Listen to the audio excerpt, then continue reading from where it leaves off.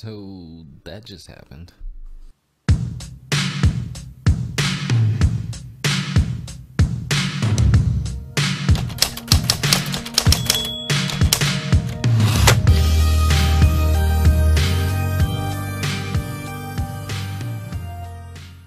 Real talk here, but there's just something about punching shit in the face that makes you feel good. What may take a few rockets from a hunter or warlock, it's only gonna take a few punches from you. Take that, space magic.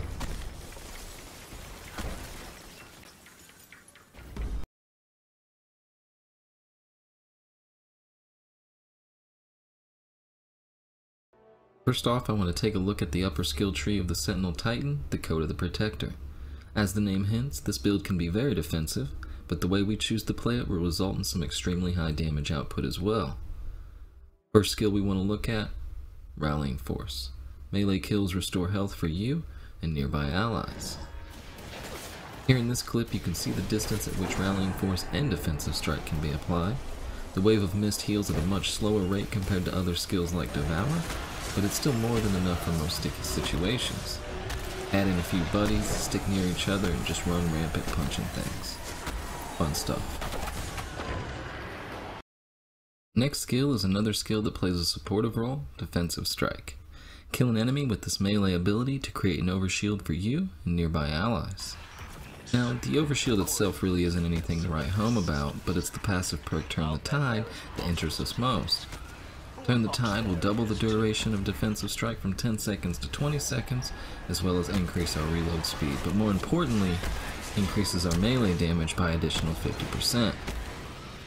So in this clip here you can see our base melee damage sits at about 1,467 damage, while killing this acolyte will proc Defensive Strike infused with Turn the Tide, which will increase our damage up to 2,200. Now, I want to touch lightly on the next skill, Ward of Dawn. Use your super to create a shielding dome to protect you and your allies. Despite community murmur, the bubble itself isn't entirely useless. From the basic revive tool to creating a safe space for unflinching sniping, or just dropping a bubble on a strike boss and hammering it with swords and shotguns, it really does have its uses, but due to an upcoming buff with Forsaken, I've decided to limit the talk on the bubble itself and just touch lightly on the changes coming to it. So now the bubble is going to be much harder to destroy. Thank you, Bungie, good job, finally.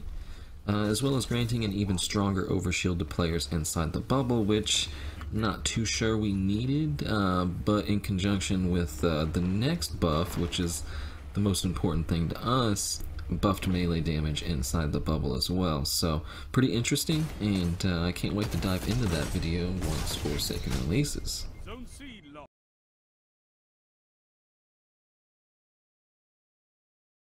Next up, we'll spend some time talking about the biggest component to the build itself, the exotic gear. Armor of choice, synthoceps, and holy shit, if you're looking to snipe fist some folks, look no further.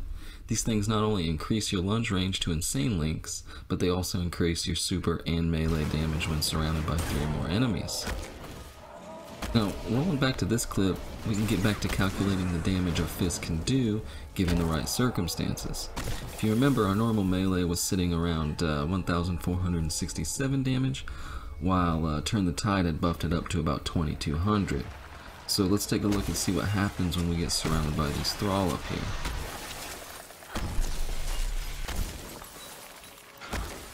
Alright, so that was a lot of numbers. Let's go back and take another look, shall we? And before moving forward, if you look to the bottom left just above where your super gauge is, you can see a buff called Biotic Enhancements, and that's when we'll know the synthoceps are procced.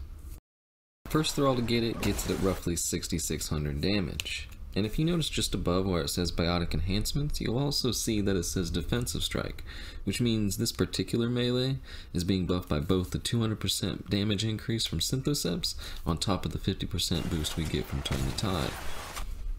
These next few thrall you see when they die, they actually have a different death animation than the others. These light up bright and dissipate into like a smoke-like vapor, and to top it off, you can see the damage is at 13,200, which if you know from shooting one of these things in the face, it's considered a critical when they dissipate into that vapor. So yeah, you got it. You can legit punch these things in the face. Now it does seem that a head punch where it'll nearly double your melee damage, so it's absolutely worth trying to aim that fist. So here I want to give an example of how using a well-aimed fist can affect your gameplay. Now before, with defensive strike active, our punches were dealing 2200 damage, which means a critical hit on this knight should be about 4400 as it is. Now that's still not enough to one punch the knight, but we do have another buff to add to the mix, and that's our synthoceps. So let's run up here, get surrounded, and see what happens when we face punch this knight. So there it is, there's that 13,200 damage critical we had seen earlier, just as the knight vanishes into nothing.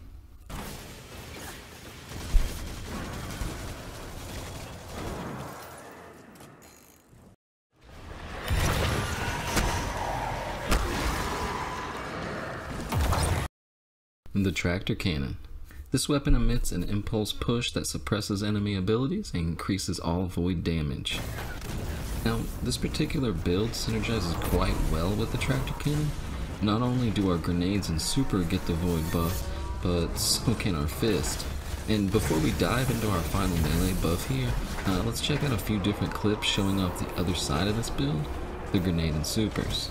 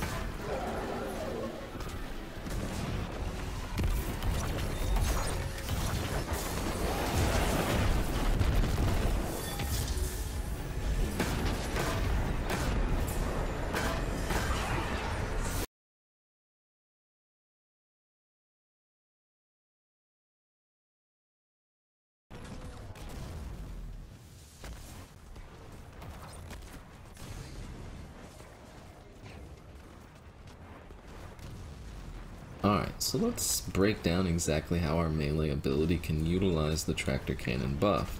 And by that I mean more than just once every minute and a half. You'll see here that in this clip, by not actually killing the enemy, I can continually get my punches to be void charged and actually make really great use of the tractor cannon buff. You can consistently do these buffed melee punches, well, as long as you can stay alive, and there are little ways that can help with that, and one of them is the towering barricade. Now, this thing can negate bosses' slams entirely, leaving you unharmed and able to throw as many punches as it takes to bring that sucker down.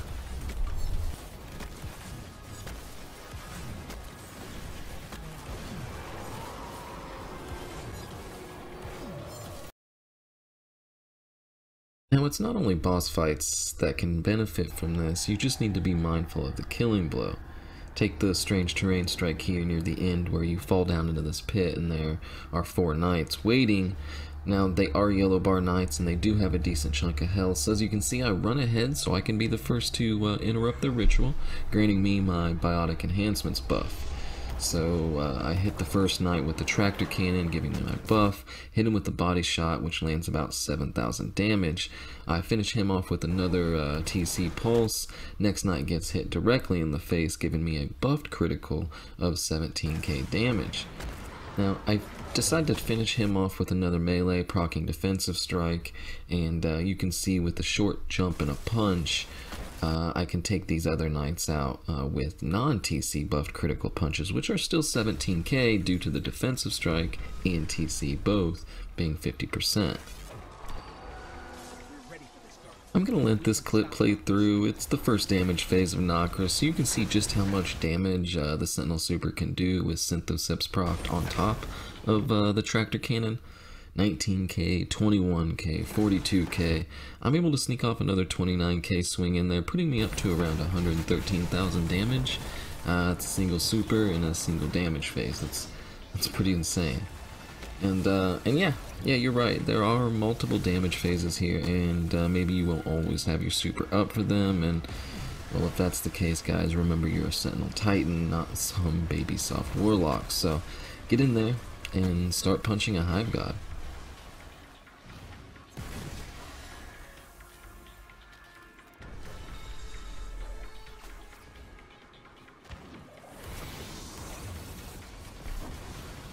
Anyway guys, thanks for watching. This has been my small introduction guide into the melee world of the Sentinel Titan, and I hope it's been informative enough to get you interested into running this sort of thing. And if you liked it, stick around because I have a few other build guides I'd like to get out before Forsaken hits, because those new supers are looking real freaking good, and I can't wait to dive into those as well.